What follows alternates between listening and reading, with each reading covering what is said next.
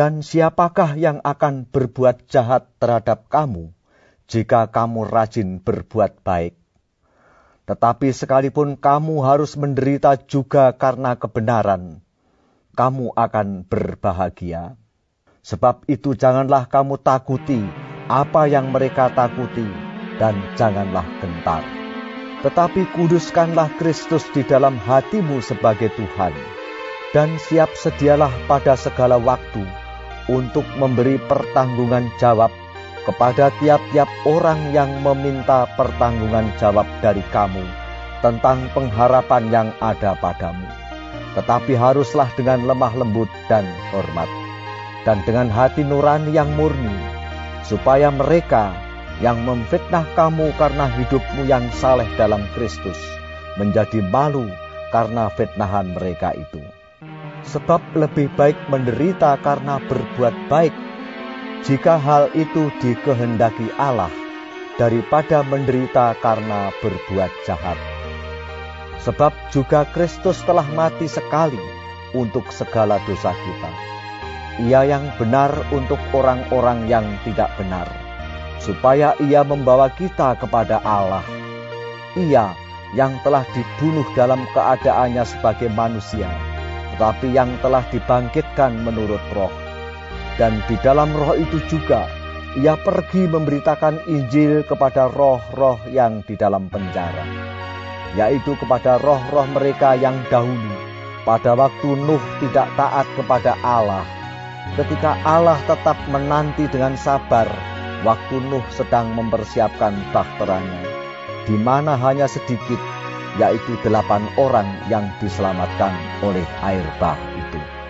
Juga kamu sekarang diselamatkan oleh kiasannya, yaitu baptisan.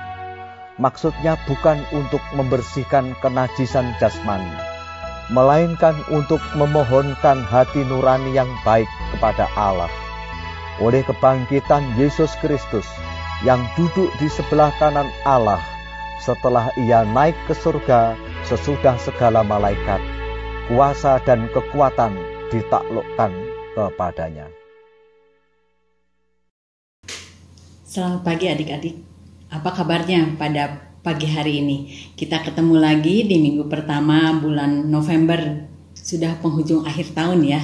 Nah, kita akan belajar masuk di dalam pelajaran ke-6 tentang baptisan sebagai lambang karya penyelamatan yang akan diambil dari 1 Petrus 3 ayat 13 sampai dengan 22.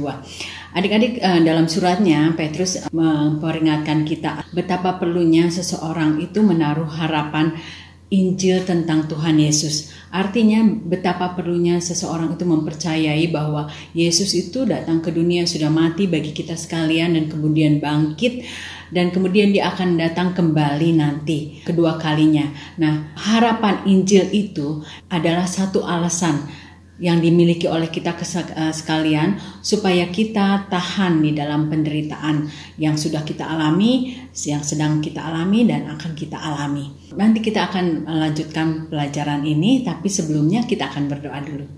Bapa di surga, kami mau bersyukur kepadamu pada pagi hari ini karena Tuhan pertemukan kami kembali di dalam pelajaran demi pelajaran dalam mengikuti sekolah minggu. Kami mau bersyukur kepadamu Tuhan untuk apa yang sudah Tuhan berikan dan akan berikan melalui pelajaran pada pagi hari ini. Biarlah kiranya kami bisa mengerti Tuhan, dan kami tambah mengerti tentang baptisan yang Tuhan perintahkan kepada kami sekalian. Terima kasih Bapa, sertai kami di dalam pelajaran ini, dan kami menyerahkan waktu ini ke dalam tangan Tuhan. Di dalam nama Yesus Kristus kami berdoa. Amin. Adik-adik, di dalam 1 Petrus 3 ayat 13 sampai dengan 22 ini, Petrus mengingatkan para pendatang tentang persoalan yang diakibatkan oleh kepercayaan mereka kepada Tuhan Yesus. Karena mereka percaya kepada Tuhan Yesus dengan setia, kemudian mereka mengalami berbagai hal yang kesulitan, penderitaan. Nah, kalau kita dari ayat 1 Petrus 3 ayat 13, kita melihat di sini dengan jelas justru para pendatang itu dirugikan karena kepercayaan mereka, atau karena mereka mengikuti Tuhan Yesus dengan penuh kesetiaan. Nah, apakah adik-adik pernah mengalami hal yang sama ketika adik-adik melakukan sesuatu yang benar, ya, kemudian adik-adik mendapat masalah atau mendapat hal-hal yang tidak adik-adik inginkan. Tentu pernah, bukan? Demikian juga para pengikutnya pada pengikut Tuhan Yesus pada waktu itu. Nah, Tuhan Yesus pun pernah mengalami hal ini. Ingat saat-saat di mana Tuhan Yesus melayani dan hidup di dunia ini, dia melayani, dia menyembuhkan, dia melakukan penginjilan, dan justru Tuhan Yesus mengalami berbagai macam masalah. Dan justru Tuhan Yesus juga mengalami berbagai macam penderitaan oleh karena dia melakukan hal-hal yang benar. Nah, dalam kebangkitan Tuhan Yesus dan kemudian juga menghasilkan pembenaran, para pengikutnya itu harus melihat tentang kematian, kebangkitan, dan kehidupan untuk selanjutnya itu di dalam lambang pembaptisan. Demikian juga dengan adik-adik sekalian, ketika kita dibaptiskan, kita meninggalkan kehidupan yang lama dan kemudian dibangkitkan bersama dengan Tuhan Yesus, berjalan bersama-sama dengan Dia, menyongsong kehidupan yang baru setiap hari ketika kita menerima Tuhan Yesus itu. Kita akan pelajari lebih detail lagi ya dari Pastor Alex. Shalom semua. Untuk tambahan pemaparan untuk pelajaran 6 dari buku sekolah minggu LLB kita, Baptisan Lambang Karya Penyelamatan, kita akan melihat lebih dalam lagi nas yang kita jadikan acuan untuk pelajaran 6 ini, khususnya dari 1 Petrus 3 ayat ke-19, 20, 21, dan 22. Di ayat yang ke-21, firman Tuhan dengan jelas mengatakan, kamu sekarang diselamatkan oleh kiasannya, yaitu baptisan. Frasa ini yang tercetak tebal dan digaris bawahi. Kata kiasan di dalam ayat ini, bahasa aslinya, bahasa Yunaninya adalah antitupon, yang kalau diterjemahkan ke dalam bahasa Indonesia secara harafiah adalah lambang. Melihat struktur bahasa aslinya, sebetulnya kita bisa katakan juga kamu sekarang diselamatkan oleh kebangkitan Yesus Kristus yang kiasannya atau yang dilambangkan dengan baptisan. Untuk penjelasan lebih lanjut, mari kita lihat ayat ke-20, yaitu kepada roh-roh mereka yang dahulu pada waktu Nuh tidak taat kepada Allah, ketika Allah tetap menanti dengan sabar waktu Nuh sedang mempersiapkan bahteranya, di mana hanya sedikit, yaitu 8 orang yang diselamatkan oleh air bah itu. Kita lihat dulu frasa yang diselamatkan oleh air bah itu, yang berhuruf tebal dan digaris bawahi. Ada kata diselamatkan, ada kata air, yaitu air bah. Yang mana ini termasuk yang diacu oleh kata kiasan atau lambang tadi. Kita tahu dari perjanjian lama dan juga dari apa yang kita baca ini, yang menyelamatkan itu bukan air bah. Yang menyelamatkan itu adalah bahtera. Kita juga tahu bahtera ini dibuat oleh Nuh atas petunjuk dari Allah Bapa di surga. Di ayat yang ke-21 firman Tuhan berkata, juga kamu sekarang diselamatkan oleh kiasannya, yaitu baptisan. Maksudnya bukan untuk membersihkan kenajisan jasmani, melainkan untuk memohonkan hati nurani yang baik kepada Allah oleh kebangkitan Yesus Kristus. Kita lihat frasa kamu sekarang diselamatkan oleh kiasannya, yaitu baptisan, yang berhuruf tebal dan digaris bawahi itu. Ada kata diselamatkan, ada kata baptisan yang dihubungkan dengan air. Sama dengan di ayat 20 tadi, kita harus ingat yang menyelamatkan itu Yesus Kristus. Kebangkitan Yesus Kristus, bukan baptisan, bukan air. Untuk mengetahui lebih lanjut mengenai kiasan tadi, mari kita melihat ayat 19. Firman Tuhan mengatakan, dan di dalam roh itu juga ia pergi memberitakan Injil kepada roh-roh yang di dalam penjara. Banyak sekali penafsiran-penafsiran mengenai ayat 19 ini. Saya tidak akan membawa kita ke dalam perbedaan penafsiran, mana yang benar, mana yang tidak benar. Yang saya mau kita semua berkonsentrasi adalah di frasa ia pergi memberitakan Injil. Jadi sebelum ayat 20, di mana di situ firman Tuhan menunjukkan terjadi keselamatan, terjadi penyelamatan, ada dulu ayat 19, yaitu ia pergi memberitakan Injil. Artinya keselamatan itu didahului oleh pemberitaan Injil. Kemudian di ayat yang ke-20 kita akan berkonsentrasi ke frasa dengan huruf tebal yang digarisbawahi. Allah tetap menanti dengan sabar waktu Nuh sedang mempersiapkan bahteranya. Kita tahu dari perjanjian lama maupun ayat-ayat ini, bahtera inilah yang adalah kabar baik bagi orang-orang yang hidup di zaman Nuh. Alkitab menunjukkan bahwa bahtera inilah tipe Yesus Kristus. Artinya bahtera inilah yang melambangkan Yesus Kristus. Dan pada saat bahtera ini sedang dipersiapkan, melalui Nuh, Tuhan menyampaikan kabar baik atau Injil, boleh dikatakan begitu, mengenai bahtera ini yang bisa menyelamatkan orang-orang dari air bah. Di ayat 19 dan 20 ini kita melihat bagaimana Tuhan begitu mengasihi orang-orang yang Dia ciptakan sehingga Tuhan memberikan kabar baik. Bukan hanya kabar baik, bahteranya juga diberikan. Dari kabar baik yang diberikan itu, ada dua macam orang di dalam bereaksi terhadap kabar baik itu. Ada yang tidak taat kepada Allah sebagaimana disampaikan di ayat 20 di frasa yang hurufnya tebal dan digarisbawahi itu. Orang-orang yang tidak taat kepada Allah ini kita tahu kemudian tidak menerima bahtera itu, artinya tidak masuk ke dalam bahtera itu, dan orang-orang ini binasa oleh air bah. Macam orang yang kedua adalah mereka yang taat kepada Allah. Mereka menerima bahtera itu, mereka masuk ke dalam bahtera itu, dan mereka diselamatkan dari air bah. Itulah penyelamatan yang terjadi di zaman Nuh. Sekarang mari kita berkonsentrasi ke zaman di mana Petrus menyampaikan firman Tuhan yang sedang kita bahas ini. Dari ayat 21 kita mengetahui kiasan atau antitupon atau lambang yang dimaksud adalah baptisan. Yang mana kata baptisan di dalam bahasa Yunaninya baptisma, yaitu penyelaman, ada hubungannya dengan air. Kalau kita mau konsisten dengan apa yang sudah kita bicarakan sebelumnya, tidak mungkin mengacu ke keselamatan itu sendiri. Karena yang menyelamatkan itu bukan air bahnya.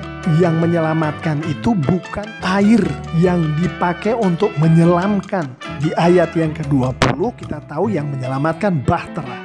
Dari konteks Alkitab kita tahu yang menyelamatkan Yesus Kristus. Sama dengan yang terjadi di ayat 19 dan 20. Di ayat 21 ini kita juga melihat Injil disampaikan dalam bentuk kebangkitan Yesus Kristus. Di mana kebangkitan Yesus Kristus itu di ayat ke-22 ditunjukkan bahwa Yesus kemudian berkuasa atas semuanya, termasuk atas dosa, termasuk atas kematian, dan kuasanya atas semuanya itu menyelamatkan kita semua, umat manusia. Ada satu frasa di ayat ini yang saya mau kita semua perhatikan, yaitu hati nurani yang baik kepada Allah. Ini frasa yang berhuruf tebal, tidak digarisbawahi tapi berhuruf tebal. Hati nurani yang baik kepada Allah di dalam bahasa aslinya itu mengacu kepada iman, mengacu kepada percaya. Jadi kalau tadi di ayat ke-20, ke-8 orang yang diselamatkan oleh bahtera tadi, dia percaya akan apa yang disampaikan oleh Allah melalui Nuh.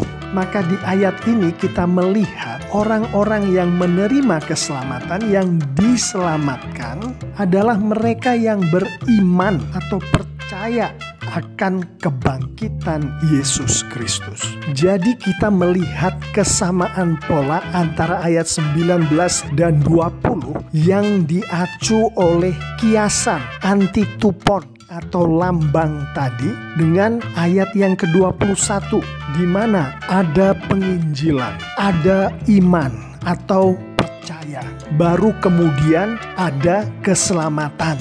Dan keselamatan yang terjadi di ayat 20 juga di ayat 21 itu kiasannya atau lambangnya adalah baptisan. Untuk jelasnya adalah baptisan tidak menyelamatkan.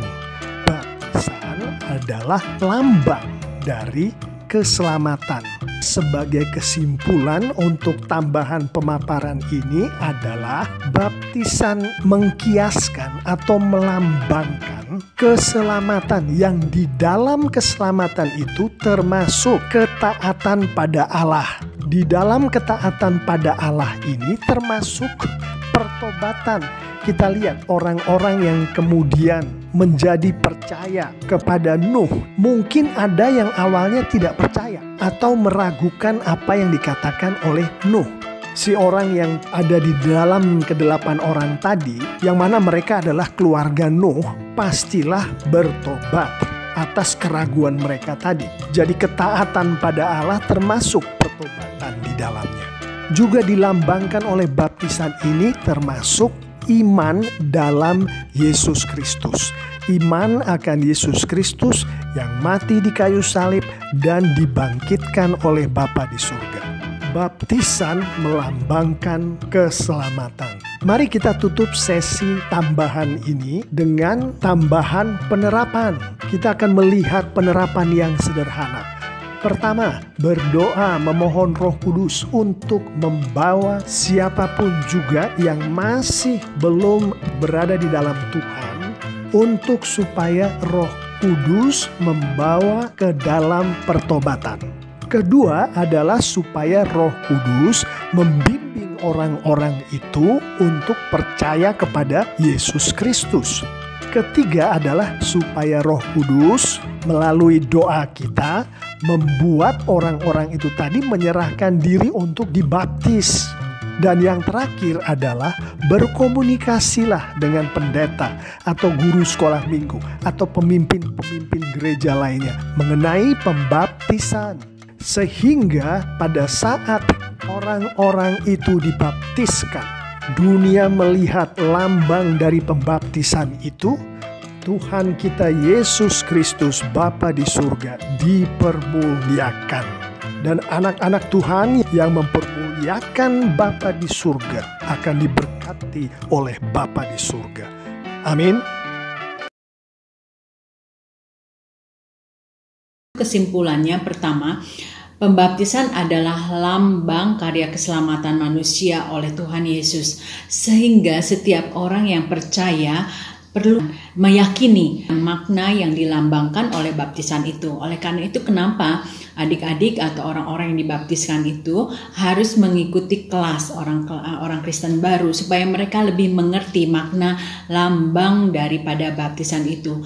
Lalu yang kedua yaitu pengikutnya perlu mengikuti upacara pembaptisan sehingga timbul penghargaan mereka terhadap makna yang dilambangkan oleh baptisan itu.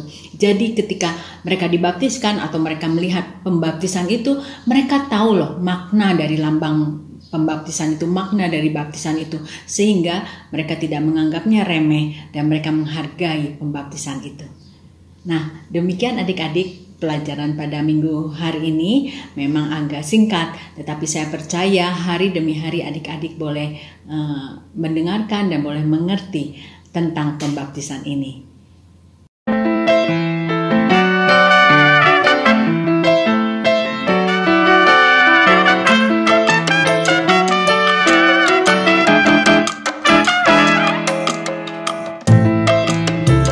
Kita akan berdoa.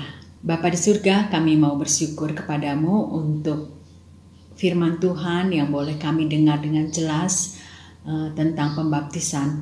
Kami tahu Tuhan bahwa betapa pentingnya mengikuti apa yang sudah Tuhan katakan bagi kami. Dan biarlah ketika kami percaya kepada Engkau, menerima Tuhan sebagai Tuhan dan Juru Selamat, kami boleh dibangkitkan bersama dengan Tuhan sebagai lambang daripada baptisan yang kami lakukan.